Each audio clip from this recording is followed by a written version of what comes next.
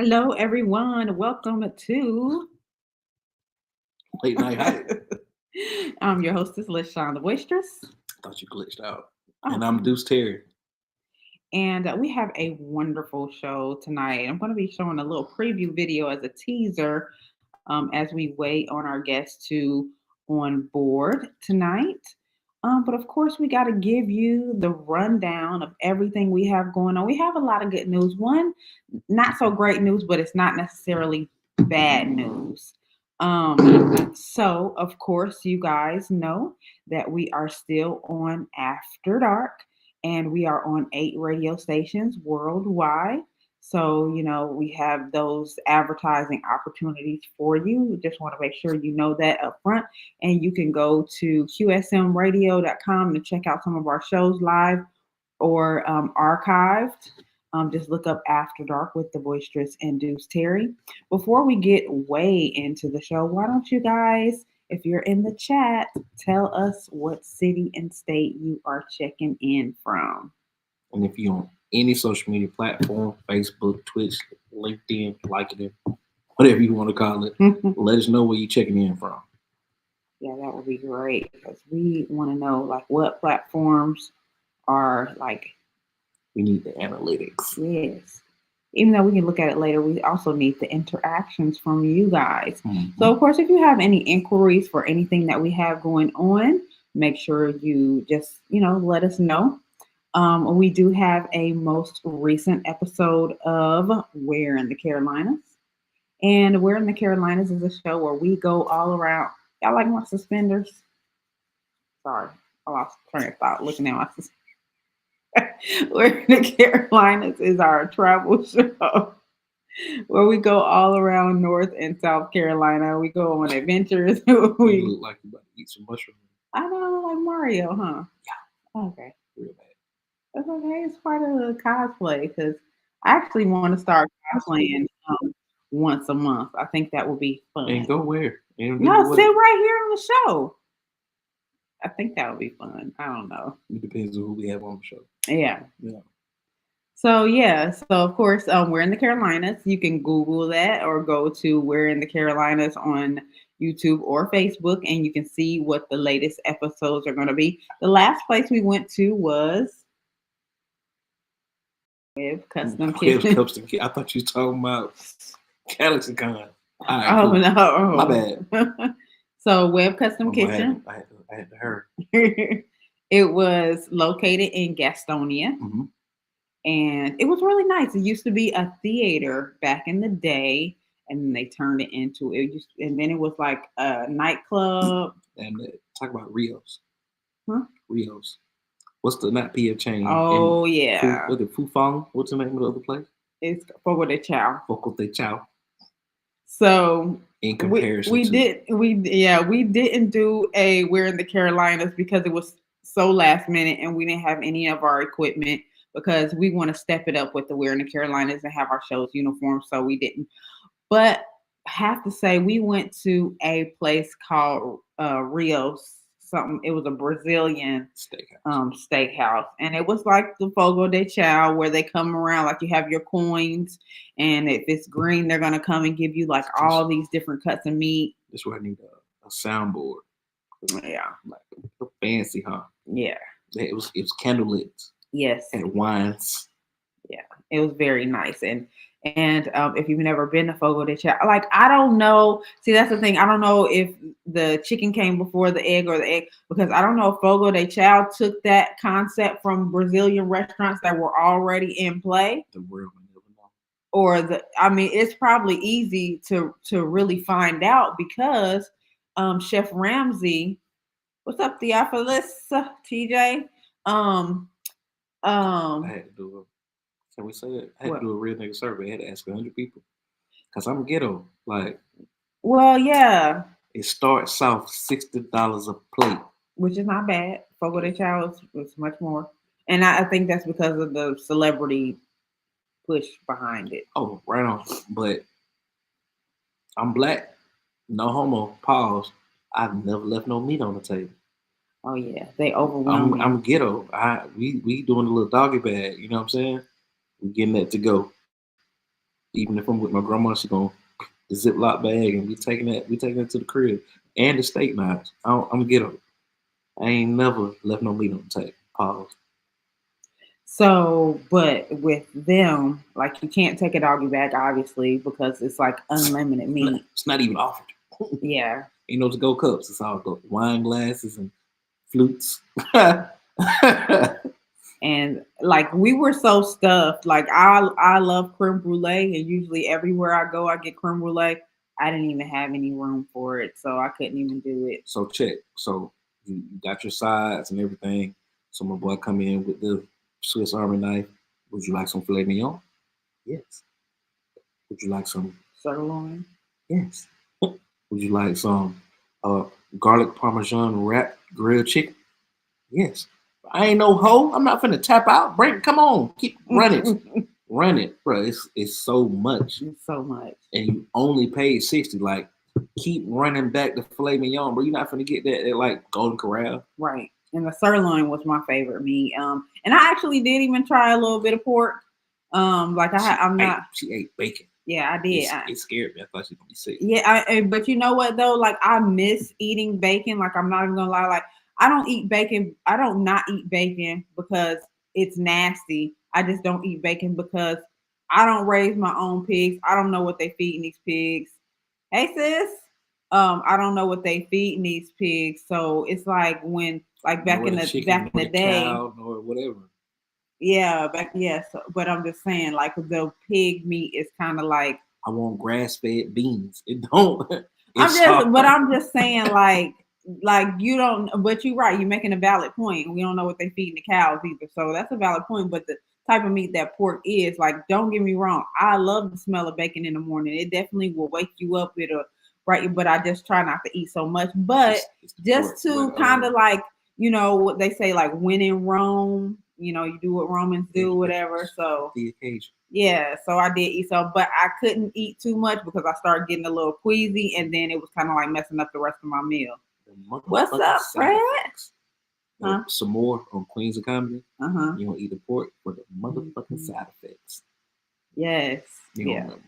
No. Okay. Yeah, I'm just saying that. So yes. So make sure y'all please go check out episode of We're in the Carolinas. They are usually anywhere from 5 to like 20 minutes long. I think this last one was about 16 minutes long. So it's really, cute. It sums everything up. It depends on how silly I am and how much I had to drink. Yeah. So we are gonna run it back at the Rio, like, because the thing about it is we honestly the first time we wouldn't have really been able to enjoy the meal because of how often they were coming to the table. I would have been constantly trying to grab my camera, but now that I know they're set up just like Fogo de Chao, because I didn't know that, then I'll have the camera just set up to set up to stream, because I don't want to be grabbing my camera every 5 minutes. You know how I know it's a real Brazilian steakhouse? How? Or because you can go in it. Nobody spoke English.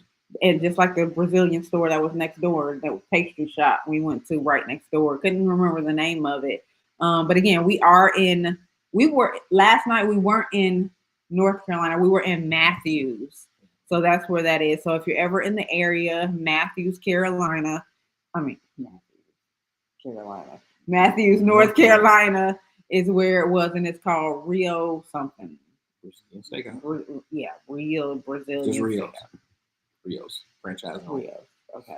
All right. Yeah. So enough of that. We got my boy on hold. Is he a hood legend? Can we say that? He actually is becoming a legend in his own time.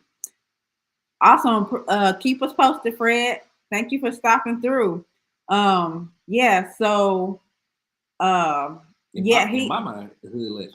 Yeah, because I do want to show y'all a clip real quick. Keep talking, because I before we bring them on, I just wanted to play this clip. Actually, 2 clips real quick, because I had sent it to you.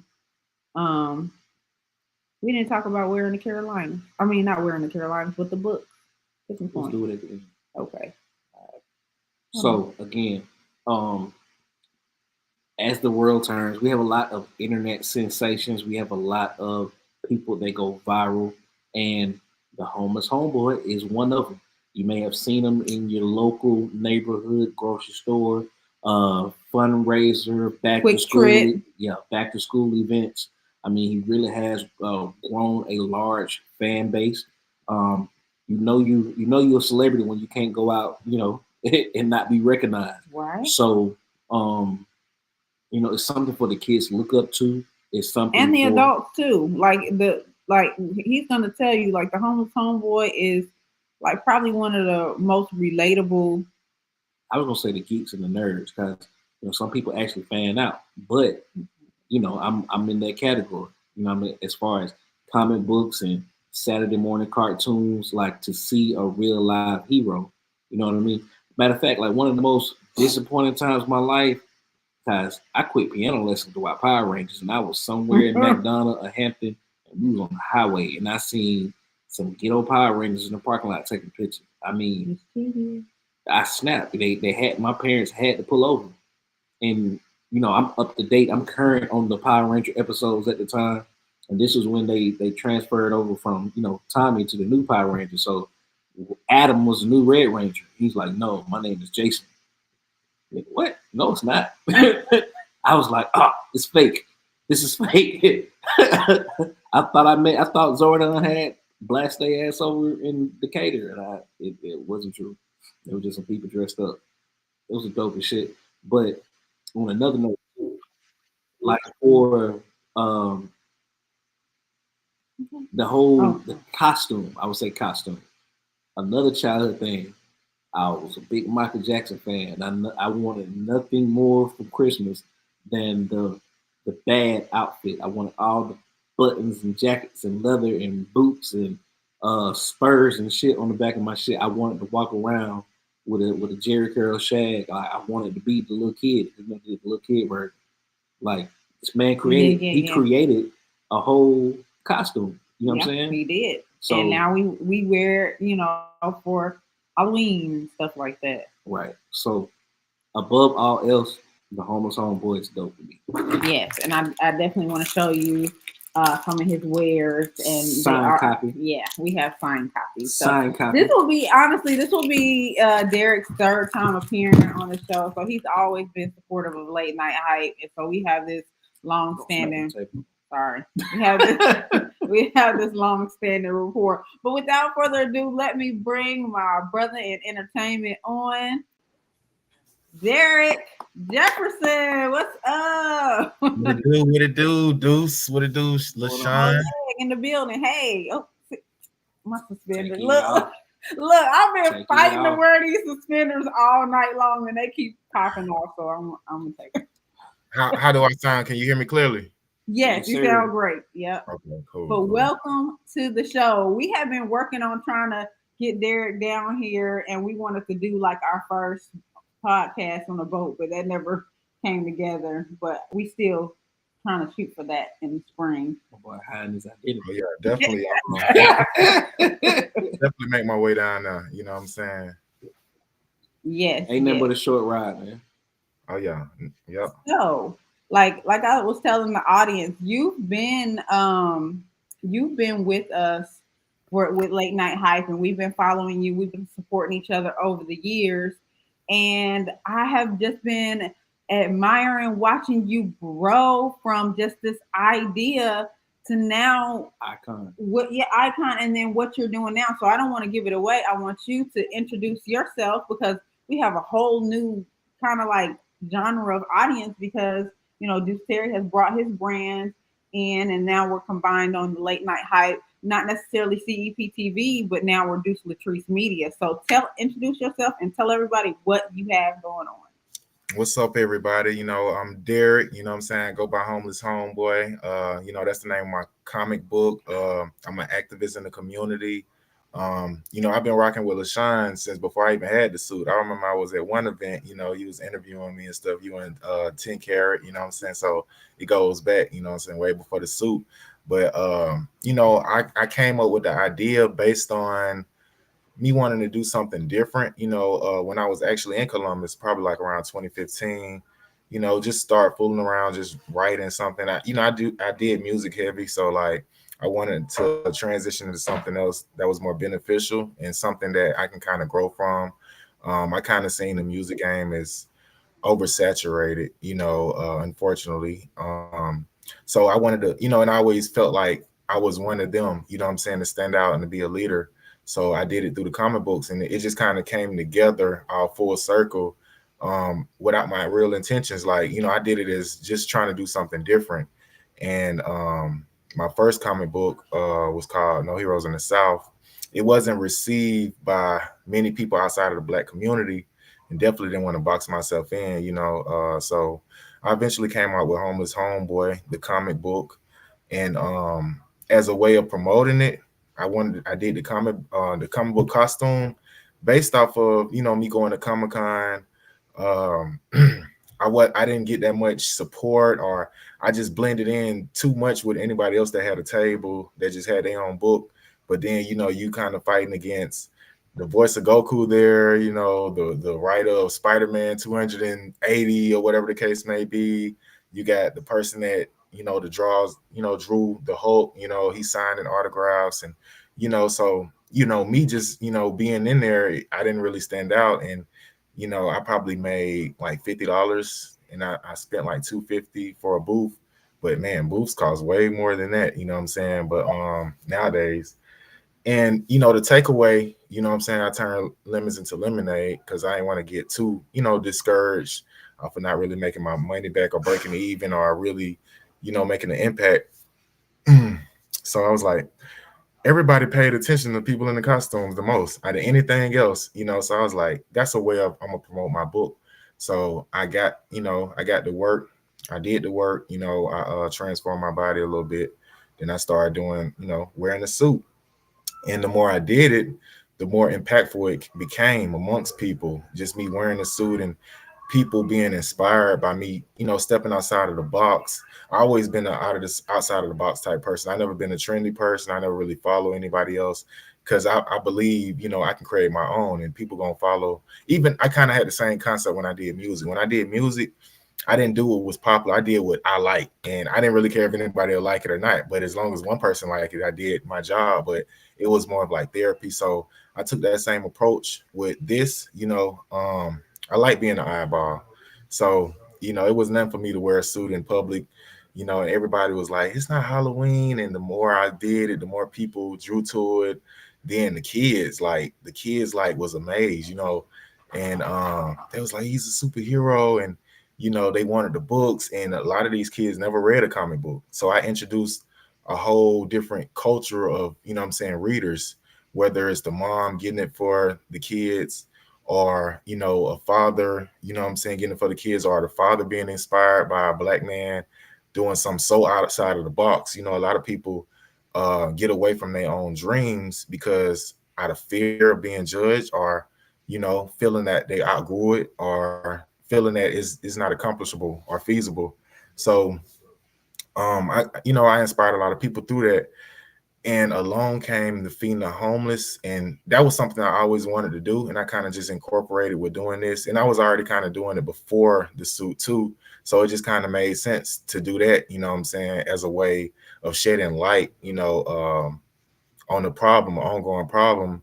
Everything trends that's never trended. Like, oh, let's feed the homeless. You know what I'm saying? You don't see a feed the homeless challenge or whatever the case may be.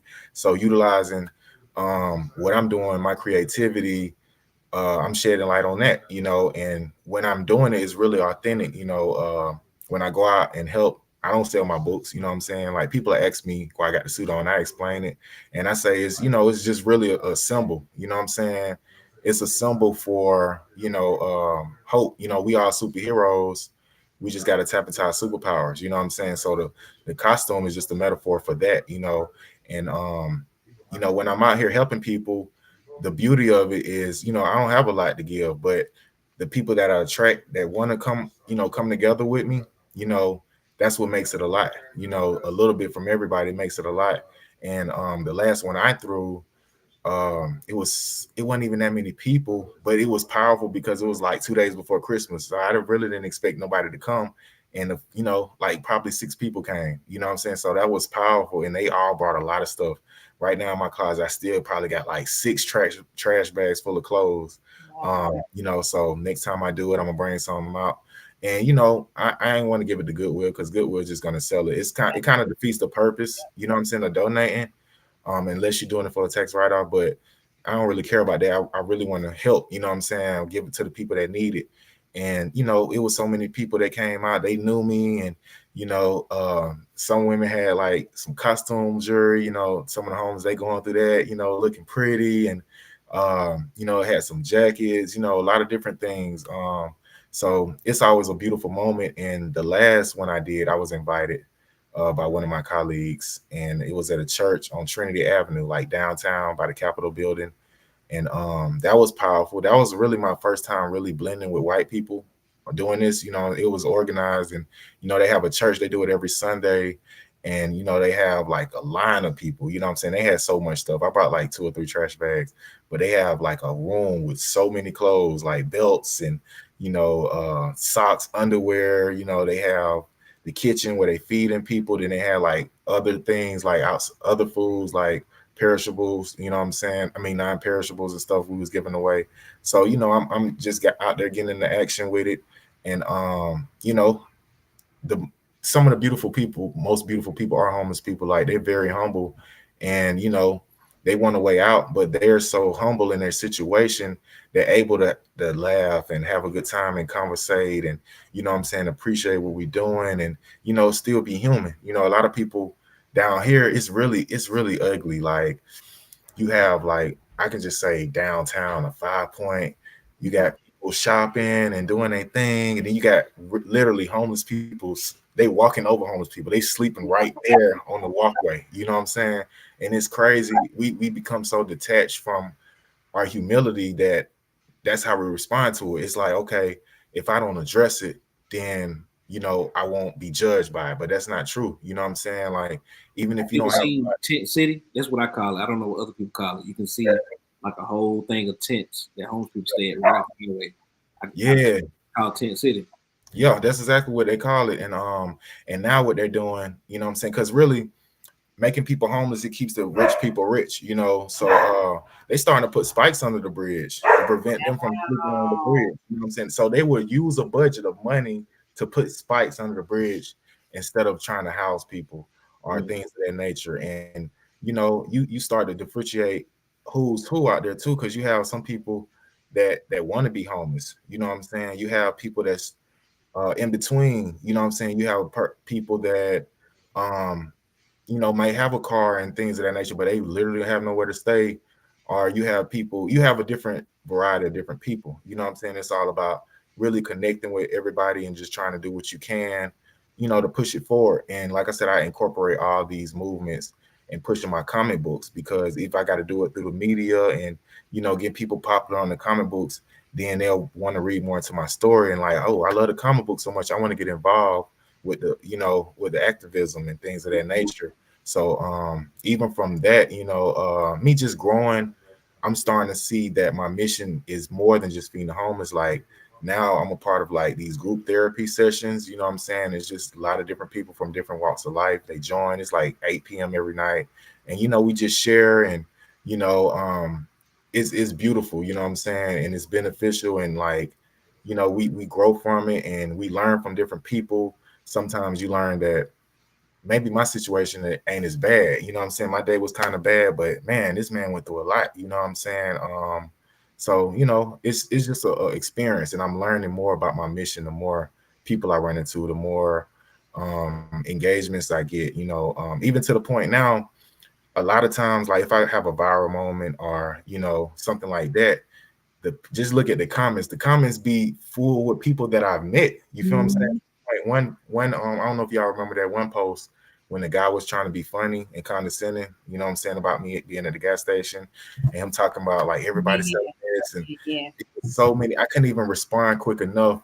It was like, hey, what is the website? It's people commenting my website for me. You know what I'm saying? I didn't even get a chance to do it. You know what I'm saying? So like it's power in that too. Power in the people. You know what I'm saying? The people, as long as you're doing the work, the people gonna always back you. They gonna always remember that. So they gonna always appreciate it. I had one guy, uh, it's to the point now, like you were saying, like people recognize me now. Like I used to have a Clark Kent effect when I just had regular clothes on. People be like, he looked familiar, but they couldn't put their finger on. Now it's like, oh, that's Homeless Homeboy. You know what I'm saying?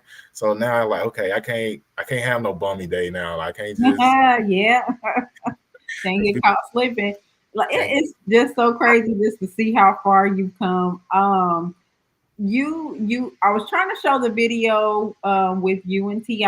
He was so interested. Have you had any follow up with him? Has he been because I know he's got a lot going on, of course. Um What support from any other, like yeah. anyone else, not just He's been on celebrity. 85 South too. I've seen that. Hmm. You know, I'm a Yeah, big 85 percent of myself. yeah, yeah. Just to go into a little That bit was of from the those. Black Market special, though, right? Yeah, yeah, exactly. And I've been talking with them still, you know what I'm saying, to this day.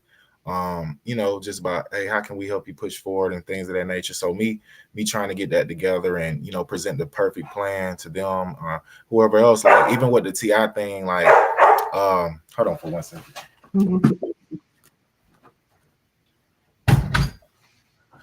So like yeah, even with the TI thing, right? So perception is reality, right? To a degree.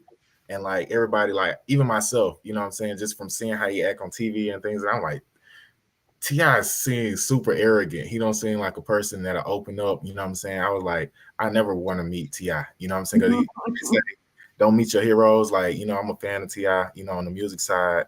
And so like when I met him, I was really surprised. I was like, what's up, T.I.? I'm homeless homeboy, blase, blase. I got my own comic book. I was like, would you mind doing some content with us real quick? And he was like, I gotta go, but you know what? I got you, man. What's up? So the clip that I did it was actually a little longer than that, but I just kind of chopped it up to the main parts that that'll stick out. But yeah, he took, you know what I'm saying, even though like T.I. really like a staple in the community. Like he literally be everywhere. Like he ain't have no security, you know what I'm saying? It was just him and Young Dro, you know what I'm saying? And they chopped it up with me. I was telling him what I was doing. He was authentically interested. He was asking questions and stuff like that. And then, at the end, he was like, man, keep doing what you're doing, brother. Like, if it's a way I can help, you know what I'm saying? Like, let me know. But even with that, I've been told that by pretty much everybody I ran into. And like how I kind of sum that up is you got to really keep doing the work. You know what I'm saying? Like just that first interaction wasn't my door to have a sit down with T.I. It's Right. the keep doing it. And that's really like the whole reaction of the people in general. Like the first few times people seeing me like, yeah, it's dope or whatever. They may or may not buy a book. But then after 7 or 8 times, it's like they can't ignore it. It's like, look, I don't know. Some people like, look, bro, I don't know what you got going on, but whatever it is, I want to be a part of it. I want to support it. You know what I'm saying? Like I done seen you too many times. I see you everywhere. And like Atlanta being so big and the outer cities too, is the people make it small. Like Right. I might have went to one place and then I go to another side, a whole another side of town, and they be like, yo, bro, you be everywhere. I seen you at Bonfire. I seen you at this event, one event that I only went to one time. You know what I'm saying? So like, yeah. So it's really about just continuing to do the work and make sure these folks see me. I done met a lot of different people. You know what I'm saying? And like at the end of the day, this is my legacy. You know what I'm saying? I feel like my legacy is gonna outlive me and whoever I meet. You know what I'm saying? Whether that's a celebrity or not. So You like, are definitely already all the way out there. Like your imprint. Like if somebody types in homeless homeboy, you're coming up at the top. And I know you haven't even done like a lot of SEO and all that. Like you are in there, so you are already not basically, but in a major way, sealing that legacy for yourself. And then I know you help people with the copyright and stuff too. But Nicole Stevens asked, "Are you into nonprofit organizations when it comes to giving back? Excuse me, giving back to the homeless." I think you kind of addressed that earlier, but just more specifically. okay, well, so mine's isn't a nonprofit yet. I was trying to make it to a nonprofit. But I had this lady I trusted in and she kind of ripped me off, you know what I'm saying? And she didn't really deliver on kind of creating it for me or whatever. But so far I kind of just, go for what I know and I do it out of my pocket and I do it with, you know, the donations I get and the people that join with me. But I also join other nonprofit organizations when they, you know, when they need a hand. Like the one I did, the last picture I did, that was at the Trinity Church. That was a nonprofit, you know what I'm saying, organized organization. So like, you know, I join different people's. When I don't have nothing going on, I join somebody else's. When I do have some going on, you know, I'm a promoted to the max, try to get as many people out there, and I still, you know, put on my schedule for somebody that got something coming up. You know what I'm saying? So yeah, like yeah, you know, mine's isn't a nonprofit yet, but I'm definitely working towards that.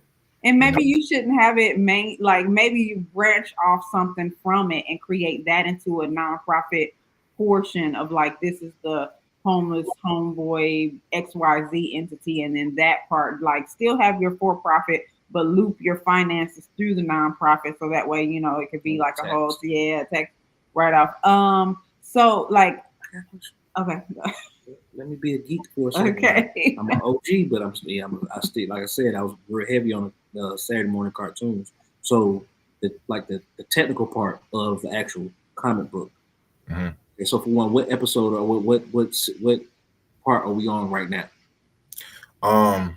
Well, the last one I completed was Homeless Homeboy 3, and then after that I did Danix 1. She shows up in Homeless Homeboy Part 3. You know, and she ties in with the real life girl Nia.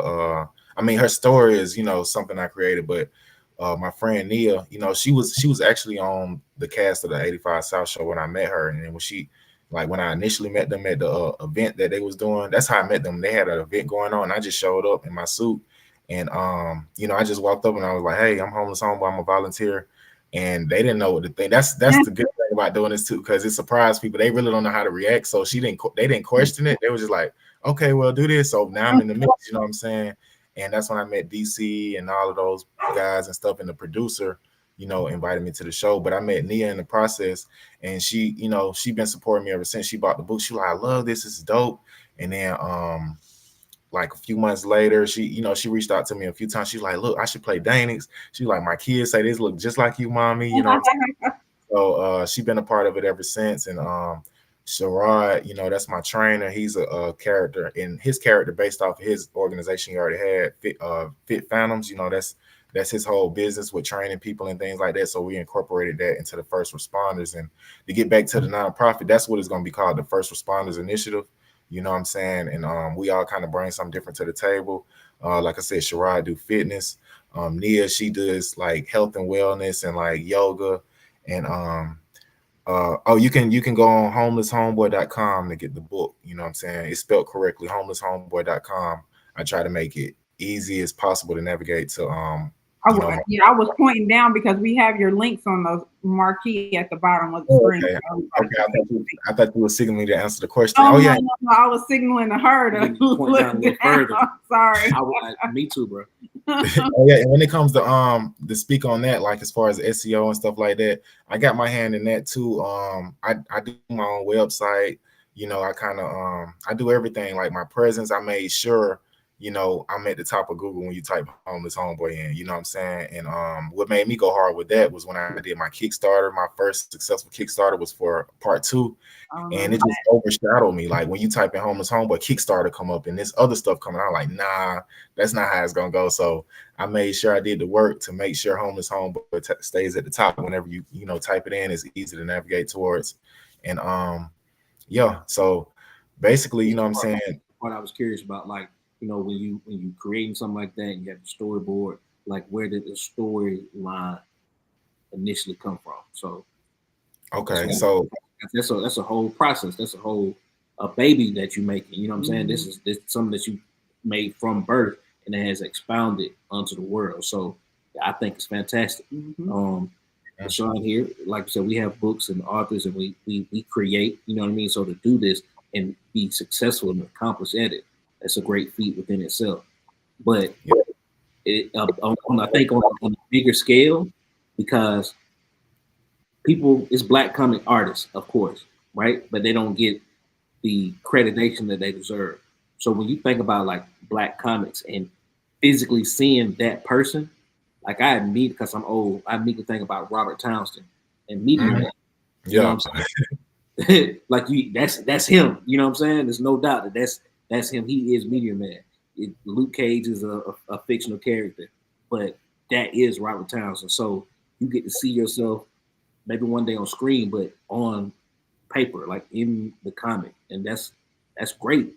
That's awesome. Like when you give that comic book or people buy that comic book, you're the guy. You know what I'm saying? Then you have the costume, so it make it way more better than anything that you might see on TV. Mm-hmm. Exactly, man. I appreciate that. And yeah, like, just to expound on that, like, I definitely want to be a representation, what I'm saying, of what I represent. And, you know, I want to be the manifestation of that. And, I want people to see hope. I want people to see like, because it's a lot of comic book creators, and it's definitely important that I do it like this because, just like you think about the music gang, like even the underground comic book gang is kind of oversaturated in a way. You know what I'm saying? It's a lot of people. Like if you tap into some of these groups, it's probably 100 creators in Atlanta alone. So just across the whole Every day, board, brand new ones every day.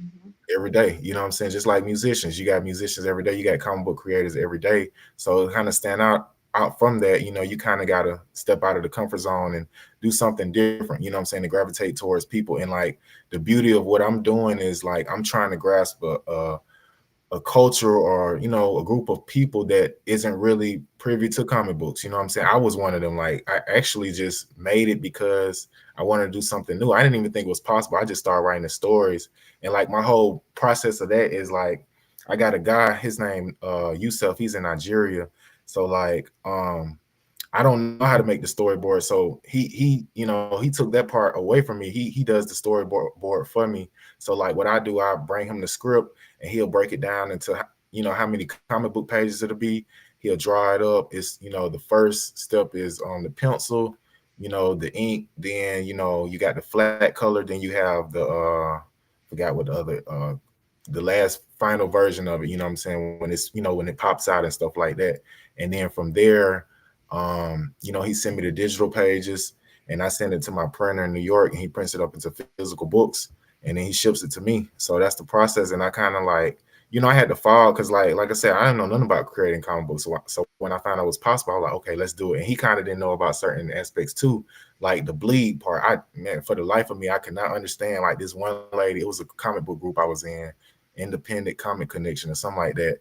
And she kept on, like, she was telling me like what can I do better with my book, and she kept on explaining about the bleed, and I could not understand for the life of me. But like it's crazy. I worked with Pastor Troy. I don't know if he'll ever put it out, but we did a coloring book, and I helped him make a coloring book. So like he was like his publisher, they was like, we need the it needs bleed on it. It need, you know what I'm saying, it needs to bleed or whatever for the printer. And then like he explained it to me and I finally understood. So that made me kind of go back and revamp all my comic books to make them look more professional now, you know what I'm saying, just from that interaction with him. Can you So talk about that comic book or no? It's not like, um I'm just curious to know if it's a character cast. Again, I'm old. Like Pastor Troy and Hussein, like that album. yeah. That's a real person. You feel me? Oh Anyway, yeah. yeah. I'm not under an NDA or nothing. He just Gotcha. never put it out. But basically it's a coloring book. It's about a Super Bowl, like some kids experience at their first Super Bowl. And I kind of just middlemaned it, you know what I'm saying? He told me what he wanted in it. And I even kind of threw like a page of him performing in there, you know what I'm saying? And Yeah, my artist drew it. And I just kind of middleman the process, even from paying my artists and everything, and getting it completed. And so yeah, that was a beautiful experience, and definitely I got a lot of respect from him because when I just randomly reached out to him, I seen him on Facebook. I'm like, artists don't run their own Facebook pages, so he be everywhere just like Tip. exactly, you know what I'm saying. Mhm. So I reached out to him and he inboxed me back, you know what I'm saying. I told him what I do. He was like, oh, that's what's up, man. I'm trying to make a coloring book. Let's do it, you know what I'm saying. And we put it together, you know what I'm saying. He real cool. I done seen him over several times, you know what I'm saying, even up here. And yeah, I actually meet a lot of celebrities, but like I'm really humble. I'm humbled by God, you know what I'm saying. I don't only worship God. Like I'm a fan of some of these guys. I'm a fan of a lot of people, like even when I met T.I., you know what I'm saying, I'm a fan of T.I. music, but what matters in the moment is what we're talking about, you know what I'm saying. And I met Young Jock, you know what I'm saying. he didn't follow through on what he said, but at the same time, nobody's obligated to do that. You know what I'm saying? Because like I said, at the end of the day, I'm gonna keep pushing to where nobody be able to ignore me. You know what I'm saying? So if those conversations that got dropped, they come back around, then now the price is up. You know what I'm saying? It's a whole different situation now. You know what I'm saying? Because now you might need my exposure to help your career. Where you know what I'm saying? But Mhm. at the end of the day, I'm humbled by even having conversations with him or whoever else. You know what I'm saying? Greg Street. I done met a lot of people. You know what I'm saying? And a lot of people. And at the same time, I understand that you got to know, like, you can't just put your name on something that you don't really know. Like, if, like I said, that's what the point of, like, keep being out there and keep doing the work. Consistency. Right. And just like to relate it to like the Columbus scene, because like I said, I was in the music stuff heavy, and I see like the main problem, you know what I'm saying, that I want a lot of artists to know is consistency. It's not about favoritism. It's not about any of that type of stuff. Like I seen somebody post like, oh man, people go support Lil Baby, but they won't support their own artists. Well, Right. you gotta put it in their face to where they can't ignore it. You know what I'm saying? And you can't just do it in Columbus. You got to get out here. You got to make your name.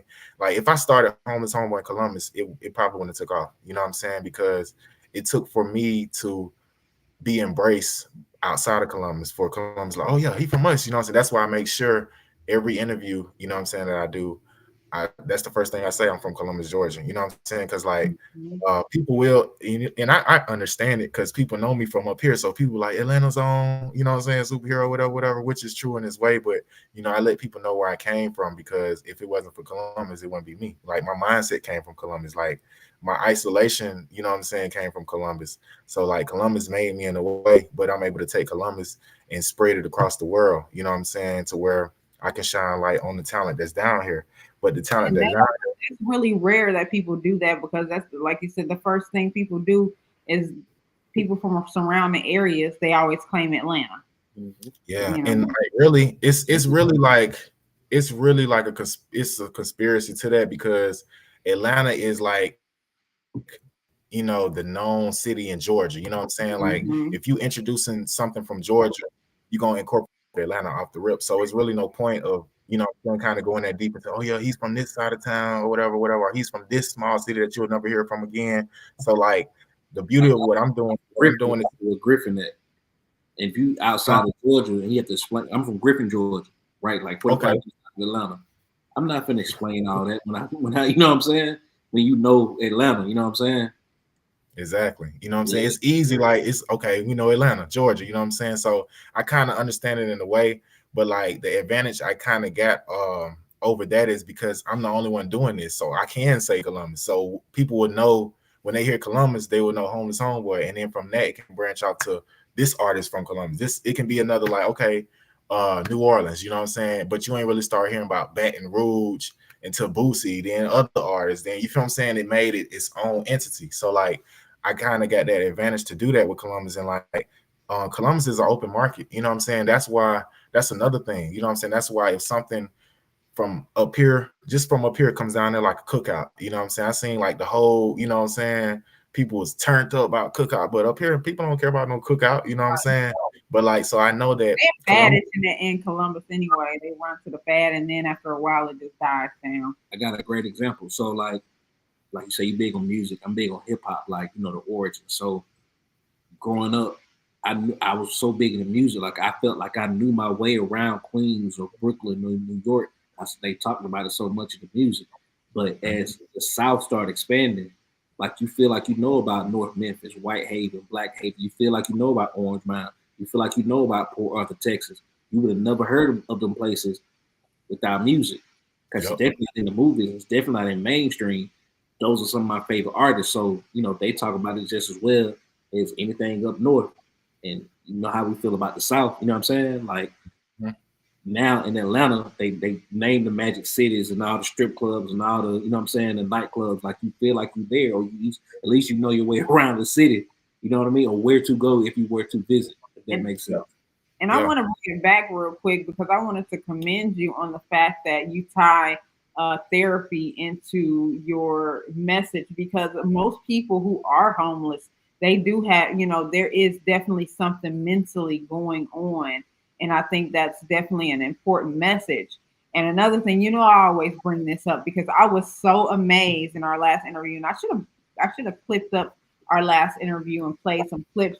But when I found out that you were actually you had not you weren't even really working. This was your 9 to 5. Like you were doing this, you were making money, paying your rent and your bills, selling your comics. I just thought that was because to me that's freedom.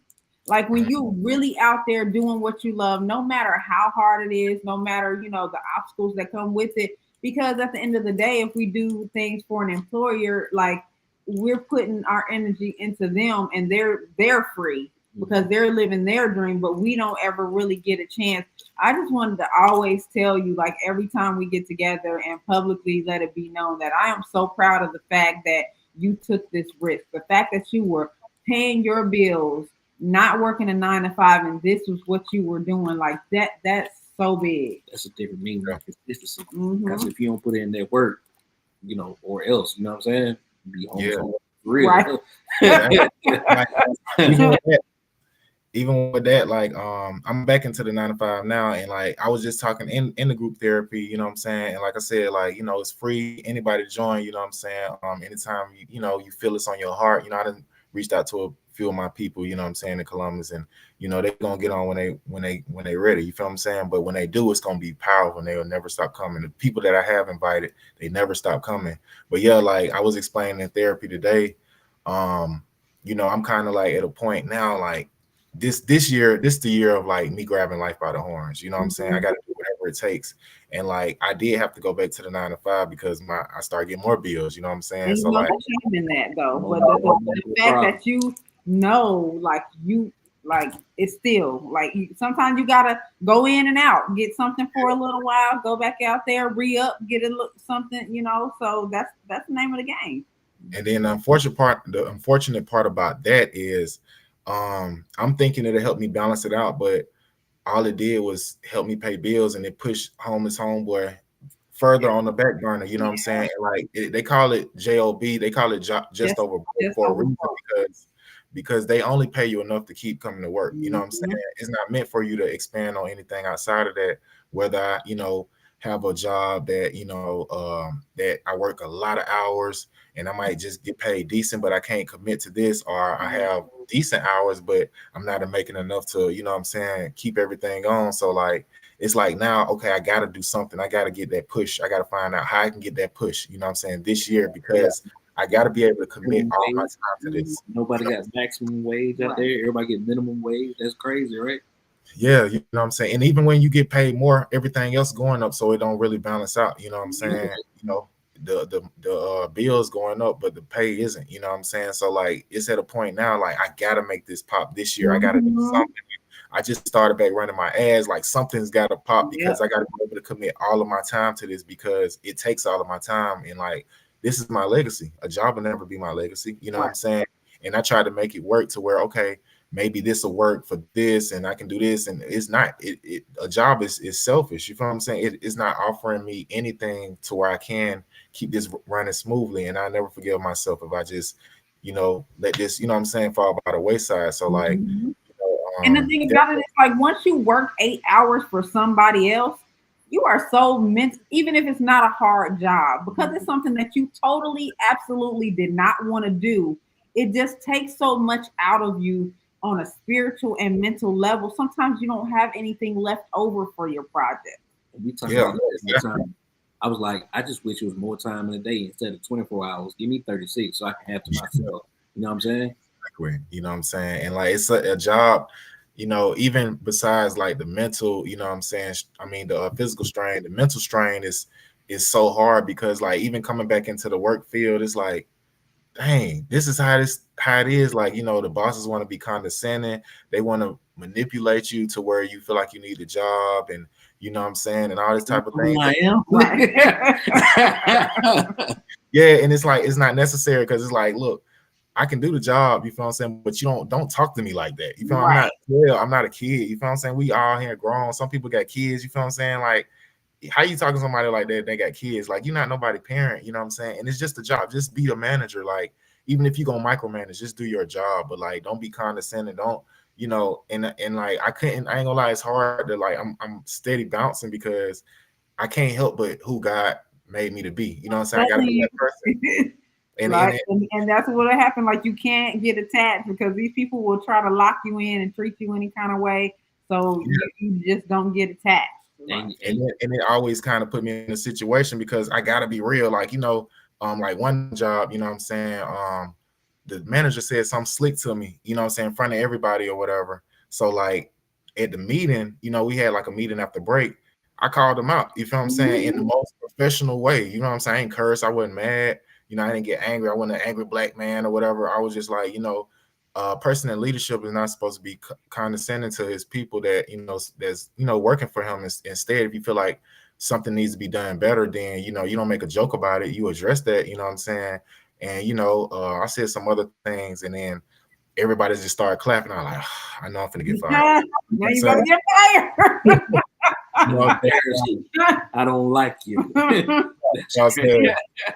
can totally relate because, like, okay, so I went to school to go into healthcare, had got my diploma and everything. Once I started doing my clinicals and I started seeing how people are treated in the healthcare industry, I was like, I'll never be able to keep a job because there's no way that if I see somebody doing something crazy to one of these old people, I'm going to speak up and they're going to fire me every time. So I was like, I just really wasted my time because I can't stand by. I'm like you. I'm a freedom fighter. If I see something that's wrong, I'm gonna say something because at the end of the day, I was looking for a job when I found this one. I just really feel like I wasted my time going to school for that. It's the same way with defensive law. Like Kanye said, like no one man should have all their power. Like in defense, in law, period. Like these people's lives are in your hand. If you don't take the case the right way, they going down to 10, and then you don't care, you getting a paycheck. Right. Like that's right. Yeah. And think of it like this: your job, which is connected to your lifestyle, can be totally dependent on how a boss feels that day. You feel what I'm saying? So like you just supposed to sit there and take it. And like a lot of people, they're afraid to speak up or whatever the case may be. But I ain't gonna lie, I'm led by God. He never steered me wrong. You know what I'm saying? So like I'm gonna speak up. I'm gonna do it in the most appropriate way. But I gotta say something because this is who I am, and this is who I am in all aspects. Like even for my people out here, like I'm gonna always speak up. I'm gonna always do. Like I was about to tell you the story with one guy. I was in my regular clothes. He walked up to me. He was just like, "Man, I appreciate you so much." And I was like, "Wow, what I do?" He was like, "It was one day, man. I needed some money, and you know what I'm saying, I needed some food, and I needed to get on the bus, and you gave me like $10. I think it was your last, 10 on you and stuff." And I couldn't even remember doing it, but I believed it because that's who I am in my heart, you know what I'm saying? And those are the type of impacts I like to make, you know what I'm saying? I'm the one that'll stand up to the bully that's bullying somebody that's not even directly affecting me, but it indirectly affects me, you know what I'm saying? So this is my mission, you know what I'm saying? I can't let nothing stop that, you know what I'm saying? But I can't compromise, you know what I'm saying, where I need to, but at the same time, I can't come to no complete hope, you know what I'm saying? Because God chose me to do this. And it's a lot of things I went through just to keep maintaining this. And I'm gonna see it all the way through. You know what I'm saying? I'm blessed to do this, and You're definitely a chosen one for sure. I do want to talk about something that what? I got a question. Okay. Bro, where'd you get the suit, bro? He had it made. How? Yeah.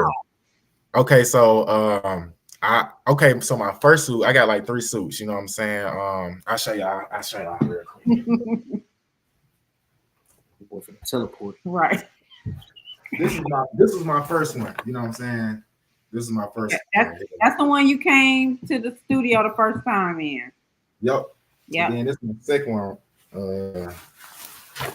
That's the one. That's the one. The second time you came in costume. That's the one. Okay, yeah. So, so the first suit, I got somebody in France to make it, and it was all screwed up. The length was messed up, and she charged me like $1,000. I just paid for it because I don't know what it's supposed to cost or whatever. So even with it, not fitting right, and then I had like some muscle pads and it just looked weird, you know what I'm saying? So I rocked that till I couldn't rock it no more. Then I got the second suit, the one that you seen me in. And that's when I met my seamstress, you know what I'm saying? Her name Marilyn. She stay in Stone Mountain. And I actually met her through. I was reaching out on Facebook or the internet, and I ran into somebody, and he was like, yeah, I got somebody for you. So he sent me to her, and I've been rocking with her since. She made the one I got on too, and I'm working on my next one, like probably sometime this summer. And basically, you go in, get your measurements. I got the character design, to spin around the front and the back, so she can kind of know, in the size or whatever. And like she's talented, so she look at the picture and she make the suit based off of that, my measurements and stuff like that. Probably Love take people about like a month, and she made Danix suit and she made Fit Phantom suit. So she, and she real fire. You know what I'm saying? Like one Mhm, time, mhm. Danix, she got her car broken into. You know what I'm saying? And then they stole like a bag which her suit was in. We had just came from an event, so she had changed and she had a suit in the bag, so it got stolen. You know what I'm saying? So we had, like 2 weeks later, we had like a book signing at Greenbrier Mall. So we called Miss Marilyn and we told her the situation. She was like, "I got you," and she had the suit done like 2 days before we went to the No event. You know what I'm saying? So way. she Now, fought with it. You know what I'm saying? imagine So this, if you will. Imagine this, if you will. When you blow up, like when you get, like you're already blowing up, but when you get to that level, Good Morning America.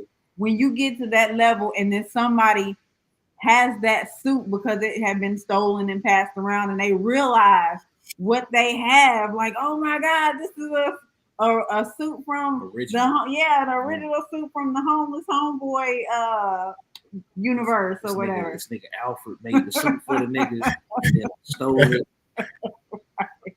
Like, can you yeah, imagine it resurfacing after they see that it's worth, a lot of money? Like my imagination goes wild because I've always seen, like, ever since when I saw your stuff, I was like, he's gonna be one of the greats. Like you, Bentley, Brandon, Mo Leg, like all of y'all. Like I knew that y'all were gonna be one of the greats, and I was like, this is my tribe. So like everybody that I invited on the show, I always see a reflection of myself in the people that I've always had on my show. And mhm. over the years, I also want to take. Oh, this is what I wanted to address. My bad. Oh, that's okay.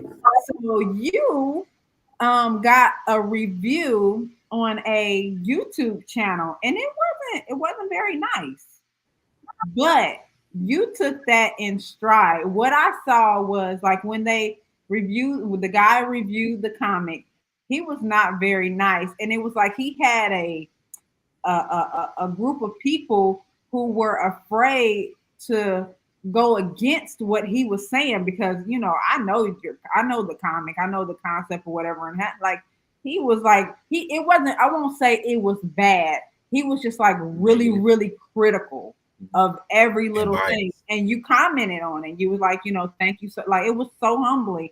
You were like, thank you so much, I appreciate anybody that looks at my comics and pays it attention, whatever. Like how, like, are you ready for that, like once you go up, like, because that is just like minuscule in comparison to when you get to that level that you're World going bread. to, like that's gonna be a thing. Are you mentally prepared for the opposition? Yeah, I think I prepared myself for it early on, like just from wearing the suit, because it really took some like mental, you know what I'm saying, reflection and stuff like this. Like, okay, it's gonna feel weird. It felt weird for a minute, because I'm 6'5", so I already stand out and I'm wearing a suit. So like I really had to kind of train myself with like not really being affected how people think about it and just being super confident, because what I learned about confidence is confidence really, like confidence can change other people's perception. You know what I'm saying? Like if somebody like, oh, it ain't Halloween, why you got that suit on? And I react in a, you know what I'm saying, a way that I'm not confident, then they kind of won. But if I respond like I'm a superhero, you know what I'm saying? Like Right. you don't see Get Superman out around. here in books, you know what I'm saying? At least you can say you met Homeless Homeboy, and that'll change. Exactly. So like I seen the power and the confidence. So like even with things like that, because this is why I like to share those type of things too, because a lot of times when people are inspired, people will fall flat on their face if they're inspired by only the good and they following you, and then they jump into it, and then like they're not ready for the criticism and they might be discouraged. So like I like to show people the good and the bad, so I don't have a lot of bad, but I like to show the bad too, because I don't want you to just see the glorified moments. You know what I'm saying? I don't want you to just see the Mhm. tip of the iceberg work. I want you to see the hard stuff too. And like I took it in stride because, like I said, I ultimately believe in what I'm doing. And like, two, I'm not generally like from the comic book culture. I'm just a guy that transitioned into wanting to do something different and did it in my own way. Like even when I first started doing it, like the comic book community, they were so critical and like, oh, that's too big for a comic book. That's not the right comic book size. Or Homeless Homeboy, that's too long of a name. Or Black Trash, like, all this type of stuff. But I know what I'm doing. So like I was already kind of prepared for that. So like when Buddy was, being critical, I listened to the whole interview, and my homeboy Solo, you know what I'm saying? It was funny. He was like, boy, man, F this dude, man, I'm gonna ride on him. Right. I was mad too. Like, and it really wasn't even that I was mad. It was just like because he had his set followers, like all of them just went with what he said. You could just tell, like they didn't know, like they really didn't do their own research and really they just went exactly off of what he said. And they were like, oh yeah, when they said the name XYZ, I knew it was gonna be XYZ. Like, come on, you're right. Like, stop, D riding or what? Yeah, Yeah, So that's the part that pissed me off. So with the and like negative, really like, oh my bad, go ahead. no, I was gonna say, just to explain further, like if you notice, he said he met me at Comic-Con, you know what I'm saying? And I don't, because I meet so many people at Comic-Con, and like I be doing my thing. Like when I'm out there, I be seeing other comic book creators, and they be they just be sitting at the table smiling as people walk by. I'm like, look, man, you better get from behind the table. You gotta interact with people, you know what I'm saying? You gotta, it's a million people in here selling something, you know what I'm saying? Everybody can't buy everything, so you gotta be one of those things. And like people were like, especially people that will buy something, like they won't even try to make eye contact with you. You know what I'm saying? Hello? You can hear me? Yep. Okay. Yeah, so they wouldn't even make eye contact with you. You know what I'm saying? So like, I was like, bro, like it was one dude, he told me about his book, you know what I'm saying? And then there was somebody walking by. I just regurgitated what he told me about his book, and I was like, hey, look, check this out. Don't even walk by, you know what I'm saying? Woo, woo, you know what I'm saying? And I sold him a book. He just looking like, you know what I'm saying? So when I met Buddy, I made some type of impression on him for him to buy it, you know what I'm saying? And I'm selling my books. I was selling my books way higher than any other independent creator. So he's seen something in it to buy it. But maybe he's a comic book creator himself. And like I'm big on psychology. So I know how to like take a step back and look at the bigger picture. Maybe he's not as successful in creating his own brand, or maybe he probably was jealous, or maybe he was judging me based off the comic book guidelines, which I don't live by. I created my own way of doing things, So like he was right about a few things, like when he was being critical about like making the comic book. I didn't do it like that. I did it like me making a story and putting it in comic book form. So I don't live by the criteria of the general comic book creator population, which always will kind of be in a bubble because they don't know how to step outside of that bubble. And like now the same person, the same people that hated on me, like they even tried to counsel me. Like I don't know what, like how saying y'all not a real industry. Nobody really knows you outside of this group. How could you counsel me from the world? You know what I'm saying? A lot of those people reached back to me. You know what I'm saying? Like when they couldn't ignore me. You know what I'm saying? They reached out to me. Oh man, I want you to be a part of this. I know this happened back in the day, and because I was getting so critiqued, you know what I'm saying, about doing my own thing. I was supposed to collab with another comic book creator, like, and he was kind of like a mentor. He was kind of showing me the steps about certain things, like even posting and certain things that I even learned and I took away from. But ultimately, like he allowed the impact of the creators to affect him to where he wanted to kick me off of a project that we were working on. So years later, I'm popping and stuff like that. Now he was like, oh man, I'm thinking about revamping the project and stuff like that. Oh yeah, because my name is probably the biggest one in the collaboration pool. And I'm like, no, I'm straight. Keep doing what you're doing. So like I said, with criticism, it's realistic. You know what I'm saying? And it's gonna happen. Like you can think about any artist or any celebrity. Everybody's been critiqued on some level. Even the people that you think guide you, like even Michael Jackson, even J. Cole. Like J. Cole is the most positive person that stay out the way. They judge him for not wearing jewelry and wearing bicycles and stuff. His teeth, wearing flip flops at the concert. Yeah, you know what I'm saying? But like, and that's who I am at my core. Like, I resonate with J. Cole because I'm not materialistic, you know what I'm saying? And like one of the main things I'm trying to do is help build the Black economy, where I'm not going to be wearing Nikes. Like at first, I used to wear the Nike shoes, but I'm like, hold on, if this blow, they gonna think I'm endorsed by Nike. You know what I'm Right.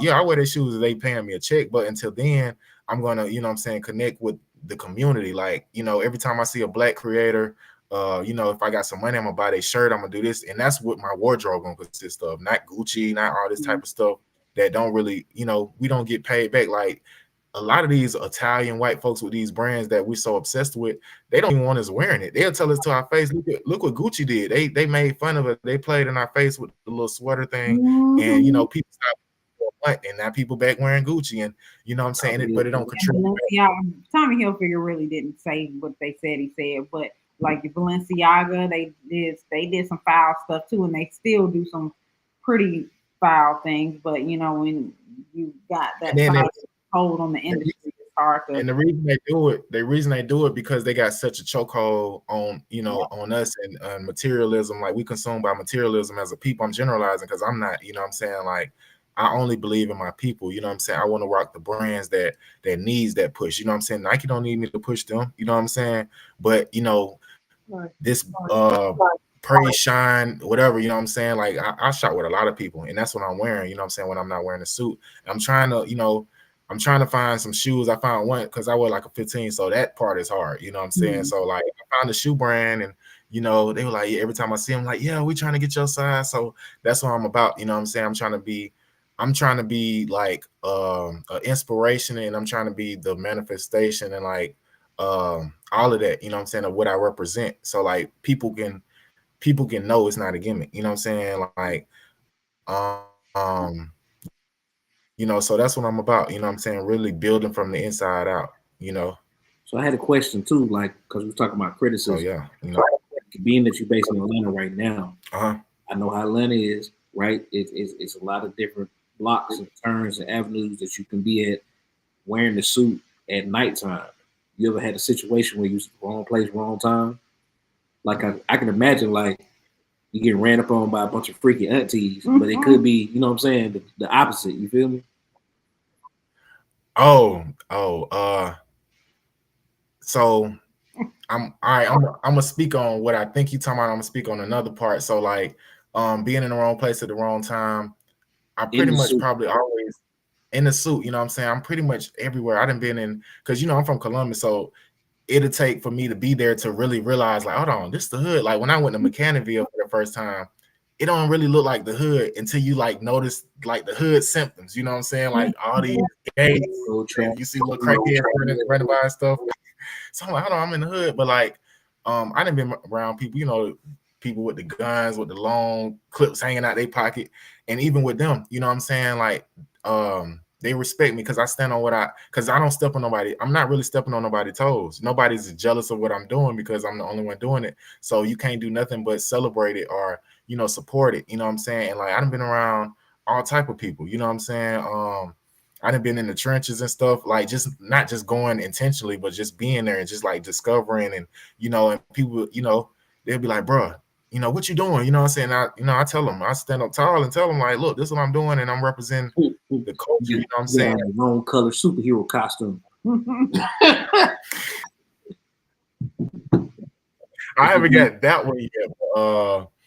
Like even they respect me because they got kids. Even gang members got kids. Even killers, they got kids, and they know, damn, that's what I'm saying. That's something to look up to. Even though I'm doing my life, I'm doing what I'm doing. And a little bit of me might rub off them just to, what I'm saying, just even to have that small thought, like, dang, you know what I'm saying, I'm doing this, but you got somebody that's really trying to help build a community. And now with the alternate community, I get, you know what I'm saying, I ain't gonna lie, that part is crazy because like you never really know. It's not even the flamboyant ones you got to worry about. It's the ones that you don't really know. You know what I'm saying? And then you kind of got to pay attention to the conversation. You know what I'm saying?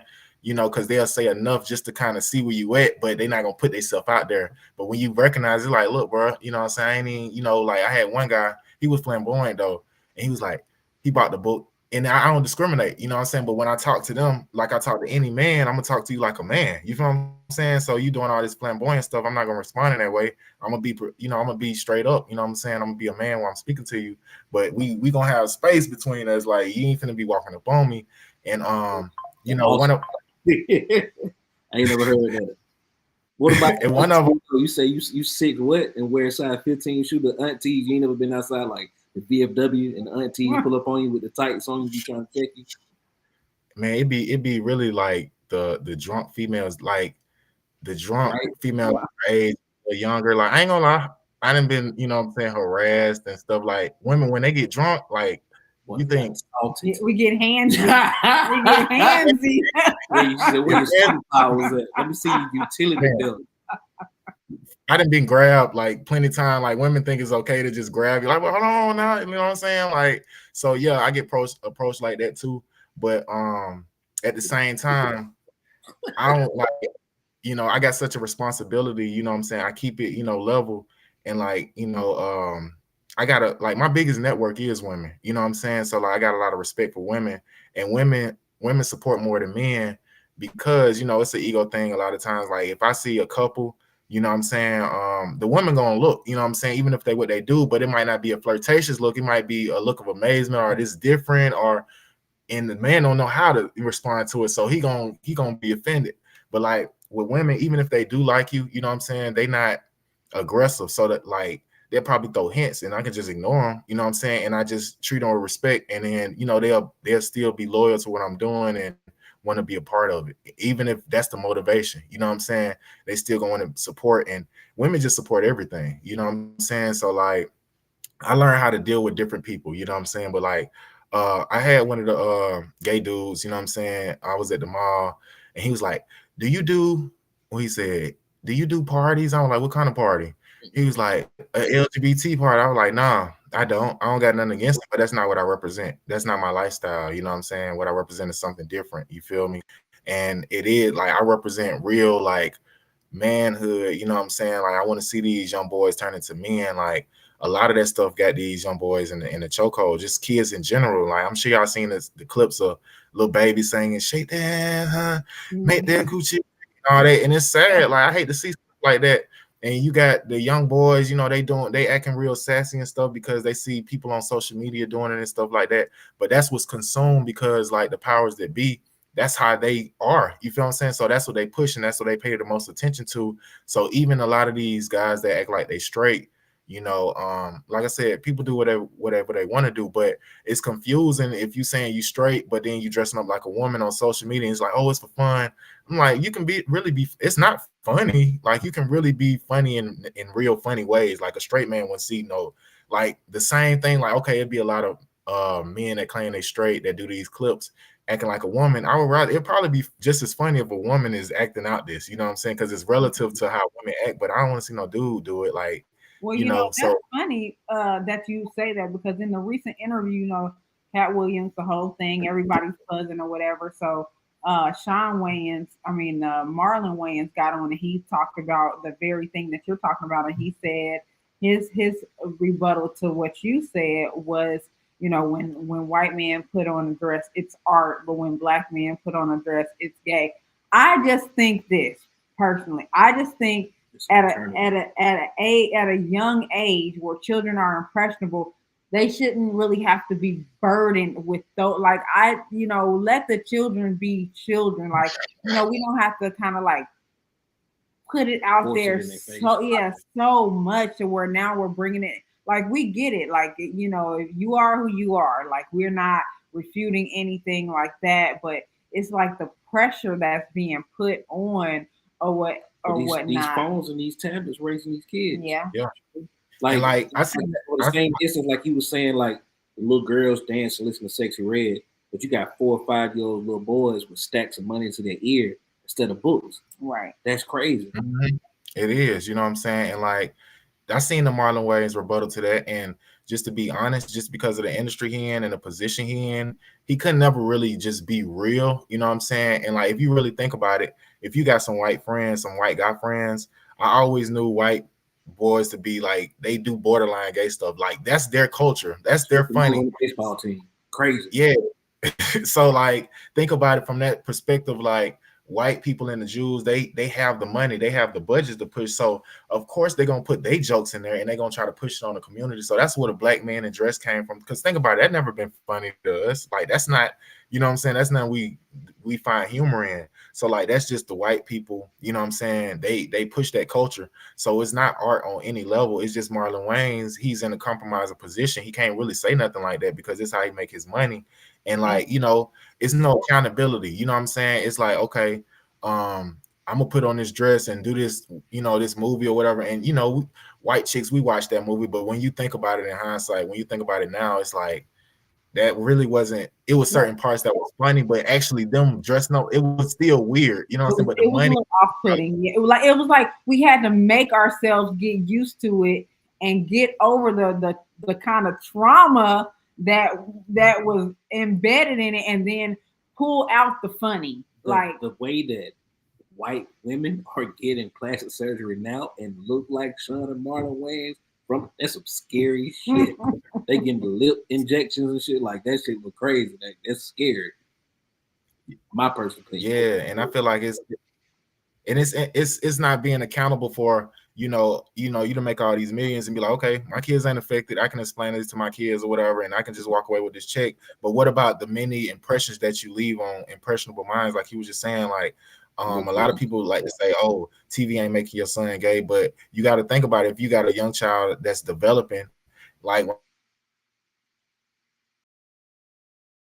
I was 6 and 5, I didn't, you know, I probably like girls, but I didn't know what sex, I didn't know what love, I didn't, you know what I'm saying? I didn't know all of this type of stuff. I know if Chelsea picking on me, slapping on me, she probably liked me or whatever. But it's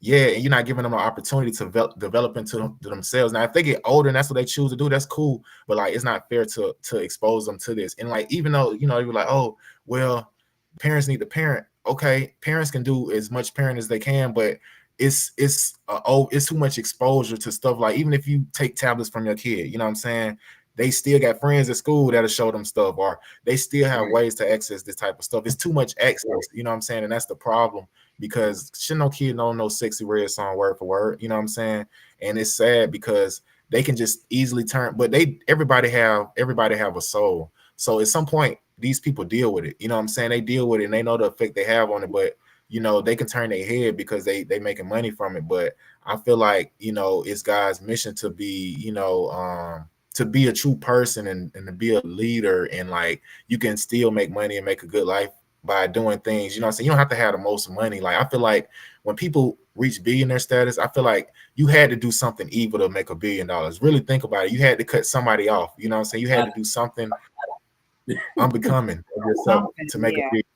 Yeah. You know, I can live with 2 million. I can live with a few 100,000. You feel what I'm saying? That's something I can naturally make from my product and my influence. I don't have to reach the levels of these people that has to do these compromising things, because you have to go in these doors to get this type of access. You feel what I'm saying? You know, and one of my other people that I kind of champion, and a lot of people don't like him, but he talk a lot of truth, and mostly Charleston White. He said he don't want over $5 million because he sees how the desires change. Like, you know, even your you know, your different appetites change after you get so much money, because you know, when you get that big, like you don't even really have to obey the law. You know, I'm sleeping. Yeah. I'm getting me a chauffeur. You know what I'm saying? Like Diddy, I don't think nothing gonna happen to Diddy. He's too powerful. Like he's too connected. Like Bird. Diddy gonna pay the money. I think that his empire has expired and it's gonna topple. I really think so. I think well, it'll be at their hand. If he's not, they not pleased with him no more, then yeah, they'll break him down. But like as much as we never had the power to do that, but if I feel like what you just said, I feel like his time is short, and maybe he made somebody mad, you know what I'm saying, in the upper, you know what I'm saying, or whatever. So like now everything coming out and for 30 years, he ain't got to show his face to executive produce no record and make no money.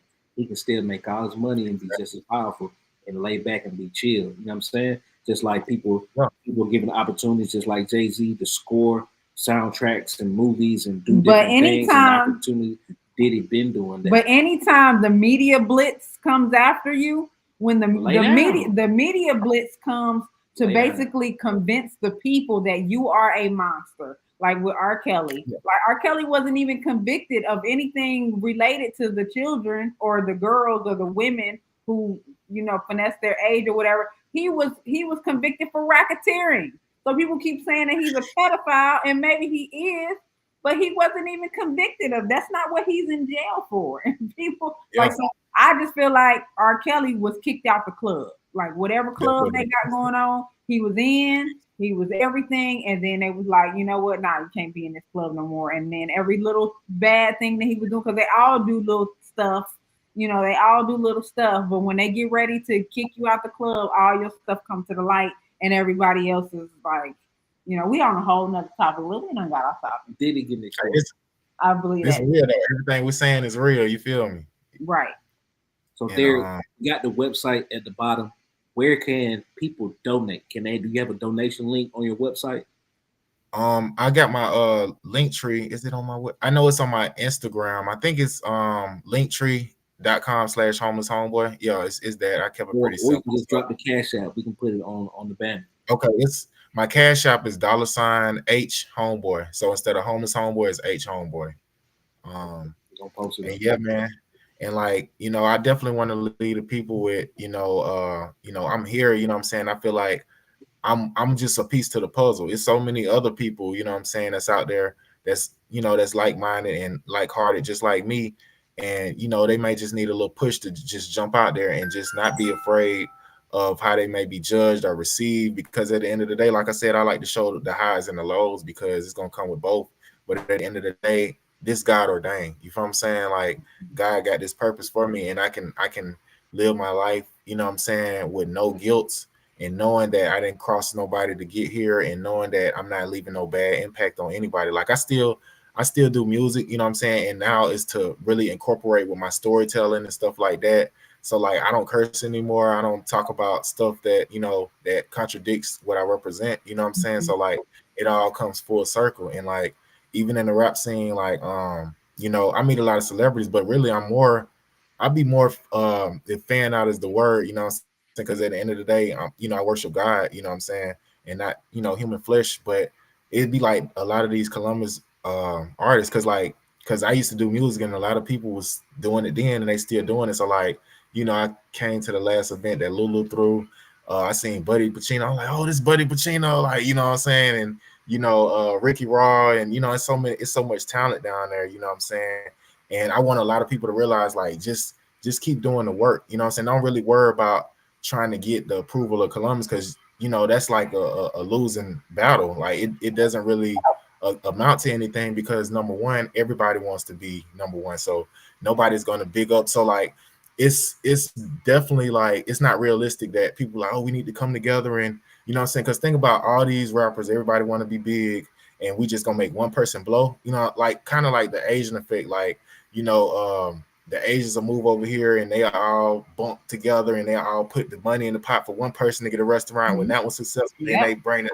But that's not a real concept amongst the Black community, because you got egos and nobody's willing to take the back seat, what I'm saying, to see somebody else go up just to wait on their turn, what I'm saying. So that's the hardest part. So if everybody just get in their bag and just keep going hard and just get out the city, what I'm saying, like don't you can perform for the city and stuff like that, but like get out here and expand your name, do what you need to do on social media. Like like I see Ricky Raw, he be traveling and doing his thing, and like that's the best thing you can do as an artist, is because the city gonna receive you. Like when you get big enough, they gonna be running to your then they gonna stuff. claim you. Yeah, then they gonna claim you.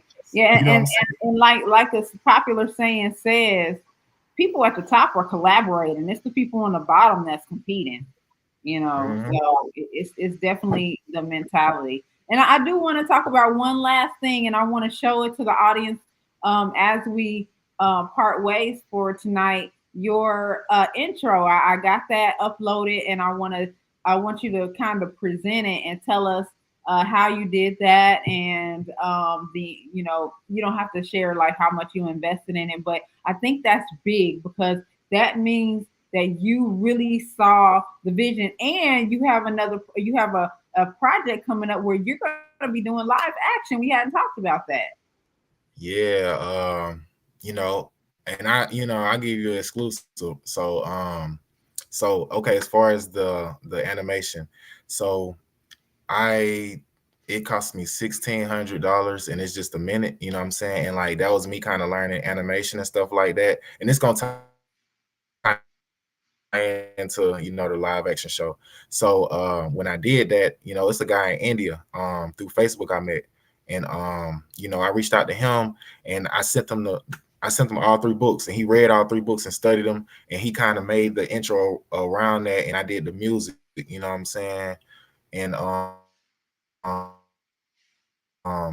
it took him probably like a month and a half, Good but yeah, time. I knew that was gonna be a big part of my portfolio because nobody's really done that like that, you know what I'm saying? Let alone, and that was my first time really trying to do something different on the rap side. It's like, okay, I'm finna rap about, my intro and what Homeless Homeboy about and stuff like that.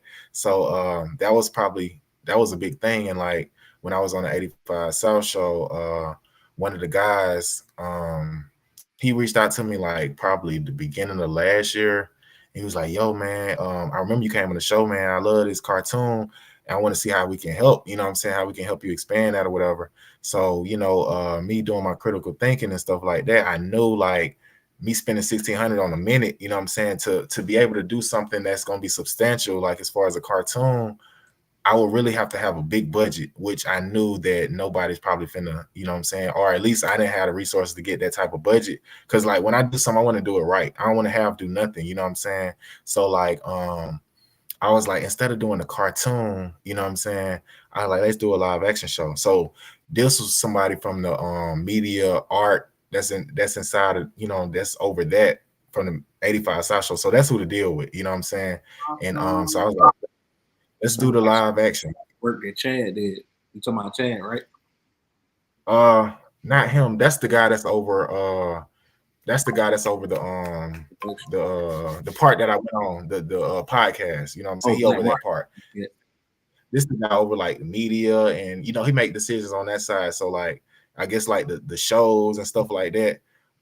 So yeah, he brought that to my attention. I was like, it'll make more sense to do the live action, you know what I'm saying? Because all it would take for, the right cast, you know what I'm saying? And me going to art They building their network. They got the app and the Roku. They got everything just strictly 85 South instead They of are just branded. YouTube. Right. exactly, you know what I'm saying? So basically I was like, I'm gonna take acting classes. Huh? That's what I was going to ask about that earlier, being that they're expounding or expanding. I'm Yeah. sorry. Yeah, exactly. So I'm part of their expansion too, you know what I'm saying? So I was like, it'll make more sense to do the live action and then I just go to acting school. I go to acting class because I watch enough of I done seen some Tubi movies and stuff like that. And I feel like your first impression is your best impression. It could be your last impression. So like I want to be A1 in that. You know what I'm saying? He didn't even tell me to go to acting school. I said, I'm gonna go to acting school because I'm finna play this part and this can be like, you know what I'm saying, the next step in my career. So I want to be down pack. And then like when I started going to acting school, that's when I realized it's a real thing. Like everybody that probably watch a movie think, oh, I can act, but it's so much that comes with acting. You know what I'm saying? So many, it's 12 steps to just a scene. You know what I'm saying? It's 12 steps to a scene. So it kind of goes deep, you know what I'm saying? And I was just in the beginner class and I'm going to eventually get back to that. Get back into getting into the acting classes and stuff like that. Me moving and you know what I'm saying. But so yeah, I learned a lot with that, you know what I'm saying? So we've been in the talks of, moving forward with that and, me going to the acting classes. So we supposed to get close to finalization of like the contracts and all that type of stuff in March, probably early April and stuff like that. So yeah, that's who it with, you know what I'm saying? I ain't signed no NDA or whatever. So I can hit y'all with the exclusive of who is with, you know what I'm saying? So that's who is with. Congratulations. That's so big. I appreciate that, you know what I'm saying? Still want to push on clip, right? Mm-hmm. Yeah. Yeah, so yeah, this my clip, you know what I'm saying? The intro to Homeless Homeboy. This what the cartoon would look like, you know what I'm saying? The graphics will be way better, you know what I'm saying? But this what they was able to do and it still look fine, you know what I'm saying? So I'm real proud of it. It's like one of the biggest things I did, you know what I'm saying, so far. And like I said, it was pretty expensive, but it was worth every dollar, you know what I'm saying? Because it gets a lot of attention, and it people take me more serious. They know like, oh dang, he really, you know what I'm saying? He's just saying, when I say I got a comic book and they see it, it's like, oh, this is real. And then they see the cartoon, like, what? Like, you know what I'm saying? So, you know, I'm gonna keep doing that and keep, you know, raising the bar, you know what I'm saying, and keep trying to figure out what I can do next. Like, I don't got them on me, but well, I got this one. They in my car, but you know, I got the action figures too, you know what I'm saying? Yeah. But this like one of my but this ain't an action figure, this like one of them little I forgot what they call them, like a crochet figurine or whatever. But yeah, I got the figurines. I had somebody in the Philippines, they made them. So me just trying to expand on what I can do. And then the beauty about the internet is that it's so much access to, like back in the day, you can just get online and reach somebody in the Philippines or in Africa or whatever. Now it's really no excuse. You can find anybody. You can find a direct person that, you know what I'm saying, over a manufacturing, you know what I'm saying, situation. So like that's the beauty in the internet. So we got its pros and cons. You know, we talked about the cons as far as the impact on the negative impact on kids, but the pros is, you know what I'm saying, you got unlimited access to different resources from across the world, you know what I'm saying, where you don't have gatekeepers, you know what I'm saying, as, you know, trying to get a cut. Like you can directly connect with somebody that can do this for you, you know what I'm saying? So definitely, you know, I learned a lot. You know, I'm keep growing and I'm keep learning. And that's what it's all about. Yeah. So we definitely thank you. I knew this was going to run over an hour because you always have good information, always so inspirational. So, ladies and gentlemen, please make sure you support the movement. Derek Jefferson out here, Hit the cash app. right, doing making the impossible possible, and just being a leader, and an advocate, and yep, and it's not just for him; it's for everybody. So we do thank you for the work that you've been putting in, and make sure you let us know when you get down here so we can do either in studio interview or on the boat. What I want to do is find other content creators and Black comic book artists and do a panel. Do a whole yes. Yeah, and me and Quentin Miller, we had collaborated the other year. I don't know if y'all remember. We had came. What I said, Quentin Miller. I'm thinking about Quentin Miles. You know what I'm saying? That's my guy. He came to me, he was like, bro, I like what you're doing. He was like, man, give me some ideas of what we could do, and I'm gonna put it together. And that's exactly what he did. He put the event together, he financed it, and he got the building. And you know, I'm always trying to reach out, you know what I'm saying, to other artists and stuff like that. So Davion Chester, you know what I'm saying, that's my guy, like way before like people kind of knew him. Like I remember when because back when I was rapping, he did like a cartoon picture of me in my group. So we kind of been connected since then. That was like probably 2013 or something like that. You know what I'm saying? With him too. I think I bought some of his products at a something. I'm connected with him too, some type of way. Yeah, so I reached out to him. So he came out. It was me, him, and then it was Keith Phillips. Keith, hey, he talented too. You know what I'm saying? You know Keith Phillips that do the drawing on like the wooden boards and stuff like that. Yeah, he's supposed to be on the show too. Yeah, that's my guy. And I reached out to him, and it was a blast. You know what I'm saying? People shopped with all of us. It was a beautiful thing. And you know, both of them brothers taking off. Like Keith Phillips, did I say his name? Yeah, Keith Phillips. I seen him on Instagram not too long ago, like probably the other day, and he did something with Benny the Butcher, you know what I'm saying, and he was in the building with him at mirror or something like that, and he up here at 5 Point, he got like a spot at 5 Point, and all it took for him to just, you know what I'm saying, I don't know if I'm sure he live up here, but all it took for him to just really bring his talent up here, and he been blowing up since, you know what I'm saying. I didn't ran across, I didn't went to the shop a few times, like we done had events through somebody else at his shop, you know what I'm saying? So like it's beautiful to see other people expanding and not really scared to just jump out there and, you know what I'm saying, and make this thing into their legacy, you know what I'm saying, instead of just a hobby, you know what I'm saying? So I salute them. I really salute everybody that's trying to do their thing, you know what I'm saying? And you got my page, Derek Jefferson, search Homeless Homeboy to come up. If anybody need advice for anything, I always reply, don't matter what it is, reach out to me. You know what I'm saying? Whether you want to get into copyright too. So if you need something copywritten, he has a online course and a university to help you get through that.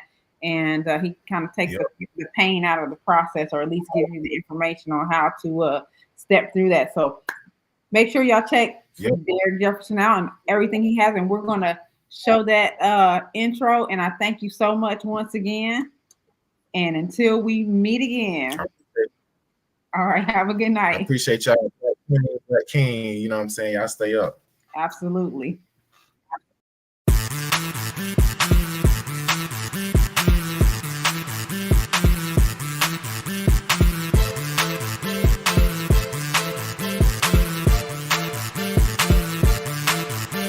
Stories, fables, a whole lot of flavor. Took this oath to protect my neighbor. Roam through the streets with a week ain't able. Keep up with the news on my bootleg cable. You ain't been through nothing till you lived on your own, and you rent past due when you check all gone. Your girlfriend left, now you feel a lot alone, boy. Till you find out you got the power of the homeboy. Look up in the sky, that's a bird, that's a plane. Now we up and we never gon' fade. Protect the neighborhood, I'm never gon' stray. Homeless homeboy, they calling my name.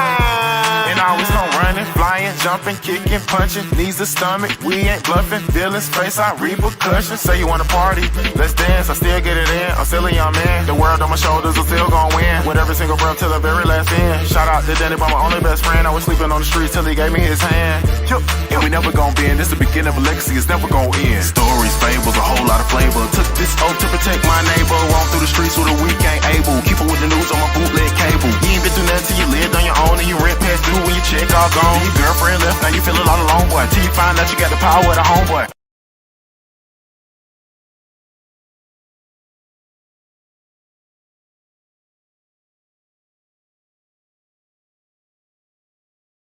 Now, if that doesn't, that was your first time seeing it. Yeah. If that doesn't inspire you, I don't know what will. So please make sure you check out our dear friend Derek Jefferson and everything, his movement. Like he's a whole movement by himself. So,